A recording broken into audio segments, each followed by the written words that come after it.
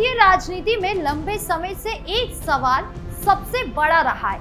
आखिर क्यों अपराध के गंभीर मामलों में फंसे नेता जेल जाने के बावजूद सत्ता की कुर्सी पर बने रहते हैं?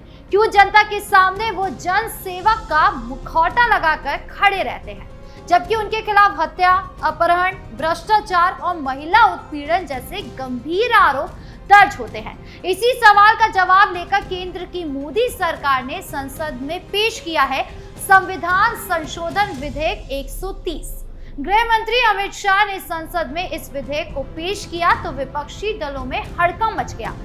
सदन के भीतर हंगामा और नारेबाजी शुरू हो गई। कांग्रेस और उसके सहयोगी दलों ने इस बिल का जोरदार विरोध किया। सवाल उठता है कि आखिर इतना विरोध क्यों? इसका डर किसे है और क्यों? इस बिल का मकसद बिल्कुल साफ है। अगर कोई प्रधानमंत्री, मुख्यमंत्री या मंत्री किसी गंभीर आपराधिक मामले में गिरफ्तार होकर 30 दिन तक जेल में रहता है तो वो अपने पद पर नहीं रह पाएगा। यानी कानून ये कहेगा कि अपराध के गंभीर मामलों में जेल में बंद नेता सत्ता की कुर्सी पर नहीं बैठ सकते।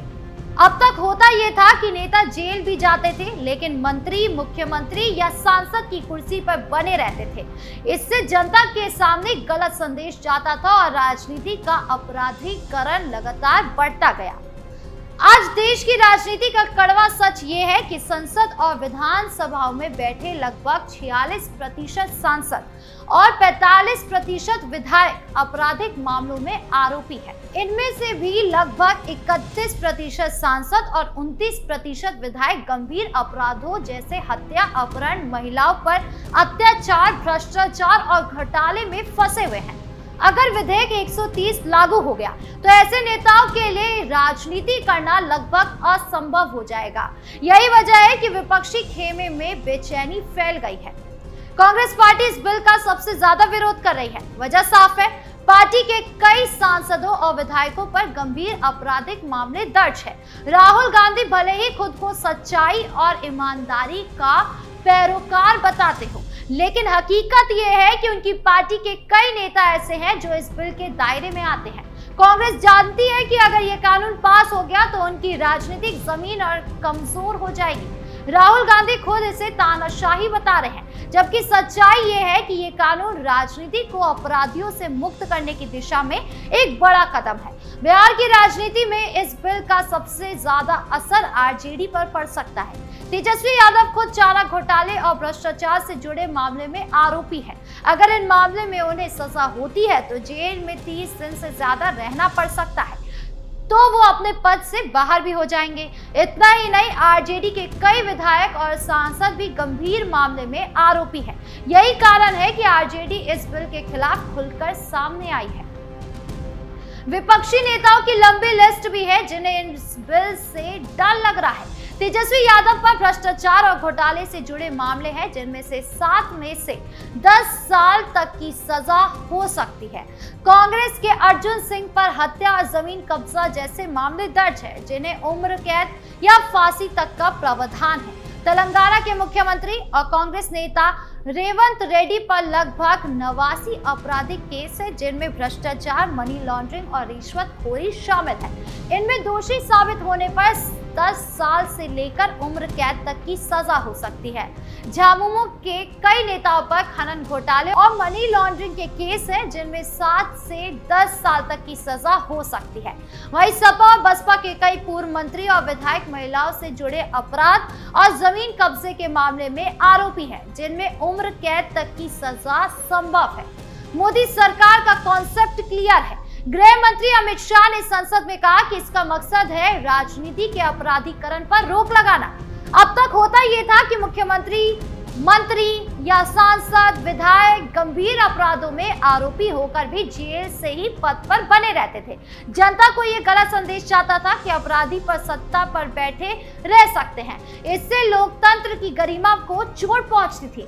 शाह ने केजरीवाल का उदाहरण भी दिया और कहा कि जब मुख्यमंत्री जेल में हो और फिर भी मुख्यमंत्री बने रहे तो ये लोकतंत्र का मजाक है। सरकार का कहना है कि अगर कोई भी नेता गंभीर अपराध में जेल जाता है और 30 दिन से ज्यादा बाहर नहीं आ पाता तो ये मान लेना चाहिए कि उसके खिलाफ गंभीर सबूत है और ऐसे व्यक्ति का सत्ता की कुर्सी पर बने रहना सही नहीं है। इसी प्रावधान से साफ सुथरी राजनीति आएगी और जनता का भरोसा लोकतंत्र पर और बढ़ेगा। लेकिन विपक्ष का असली डर यही है कि अगर ये कानून लागू हो गया तो उनके कई बड़े नेता सत्ता की कुर्सी से बाहर हो जाएंगे, उनकी पार्टियों की राजनीति कमजोर हो जाएगी और जनता के सामने ये सच आ जाएगा कि वो नेताओं को बचाने के लिए बिल का विरोध कर रहे थे, जनता के लिए नहीं। सबसे बड़ी बात है कि आधे से ज्यादा विपक्षी सांसद और विधायक आपराधिक मामलों में फंसे हुए हैं और यही वजह है कि ये बिल उनके राजनीतिक भविष्य के लिए खतरे की घंटी है। अगर ये कानून लागू हो जाता है तो राजनीति की परिभाषा नए सिरे से लिखी जाएगी। ये भी तय है, अपराधियों की राजनीति पर रोक लगेगी, राजनीति और राजनेताओं से जनता का विश्वास बढ़ेगा, राजनीतिक पार्टियों पर साफ सुथरे नेताओं को टिकट देने का दबाव बनेगा और विपक्ष जो बिना सिर पैर की राजनीति करती है सड़कों पर, संसद के बाहर, उनकी अवसरवादी राजनीति को बड़ा झटका लगेगा। और सबसे खास बात कि लंबी अवधि में ये कानून राजनीति को अपराधियों से मुक्त करने का रास्ता खोलेगा। देखा जाए तो संविधान संशोधन विधेयक 130 सिर्फ एक कानून नहीं बल्कि भारतीय राजनीति को नई दिशा देने वाला ऐतिहासिक कदम है। ये साफ संदेश देता है कि सत्ता अपराधियों की जागीर नहीं है, अब सत्ता उन्हीं के हाथों में जाएगी जिनका दामन साफ है और जो जनता की सेवा के लिए राजनीति में आए हैं। कांग्रेस, आरजेडी और विपक्षी दल चाहे जितना भी विरोध करे, जनता सब देख रही है। लोग समझ रहे हैं कि जो सबसे ज्यादा विरोध कर रहे हैं असल में वही इस कानून से सबसे ज्यादा प्रभावित होंगे। संविधान संशोधन विधेयक 130 पर सबसे दिलचस्प पहलू ये है कि संसद में विधेयक पेश होने से पहले ही विपक्षी दलों ने इसका जोरदार विरोध और बवाल शुरू कर दिया। ये विरोध अपने आप में इस बात का सबसे बड़ा सबूत है कि आखिर किसे इस बिल से डर है और क्यों। विपक्ष को मालूम है कि अगर ये बिल कानून बन गया तो राजनीति में अपराधियों की एंट्री पर रोक लग जाएगी और कई बड़े चेहरे जो आज चुनाव लड़ते हैं, सत्ता की मलाई काटते हैं, वो खुद ही राजनीति से बाहर हो जाएंगे। विपक्षी दलों खासकर महागठबंधन की बेचैनी ये साफ करती है कि उनकी राजनीति अपराधियों के सहारे ही खड़ी है। हमने पहले भी कहा है कि नवंबर में बिहार में चुनाव होने वाला है और बिहार इसका सबसे बड़ा उदाहरण है, जहां लालू राबड़ी राज के दौर में राजनीति और अपराध का ऐसा गठजोड़ हुआ है कि पूरे राज्य को जंगल राज कहा जाने लगा है।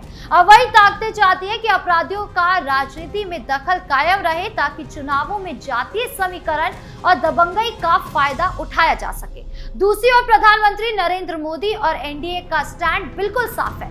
मोदी ने बार बार कहा है कि राजनीति को अपराध और भ्रष्टाचार से मुक्त करना उनकी प्राथमिकता है। ये बिल इसी दिशा में एक निर्णायक कदम है। एसोसिएशन फॉर डेमोक्रेटिक रिफॉर्म्स यानी कि एडीआर की रिपोर्ट बताती है कि 2019 लोकसभा में 43% सांसदों पर आपराधिक केस थे और उनमें से लगभग 29% पर गंभीर अपराधों के मामले दर्ज थे। ऐसे हालात में ये विधेयक देश की राजनीति को साफ करने के लिए जरूरी है। देश में सबसे ज्यादा अगर किसी नेता पर केस है तो वो है तेलंगाना के सीएम रेवंत रेड्डी। तो संसद में विधेयक पेश होने से पहले ही महागठबंधन और विपक्ष अगर बौखलाया है तो ये बताने के लिए काफी है कि उन्हें अपनी जमीन खिसकती दिख रही है। जिस कानून से आम जनता का भरोसा बढ़ेगा और लोकतंत्र मजबूत होगा उसी का विरोध विपक्ष कर रहा है। ये विरोध उनके डर और अपराधी राजनीति पर निर्भरता को सामने लाता है, जबकि प्रधानमंत्री मोदी इस बिल को लाकर ये संदेश दे रहे हैं कि लोकतंत्र अब अपराधियों की बंधक राजनीति से आजाद होने जा रहा है। आपकी इस पूरे मामले को लेकर क्या राय है कमेंट बॉक्स में जरूर बताएं। धन्यवाद।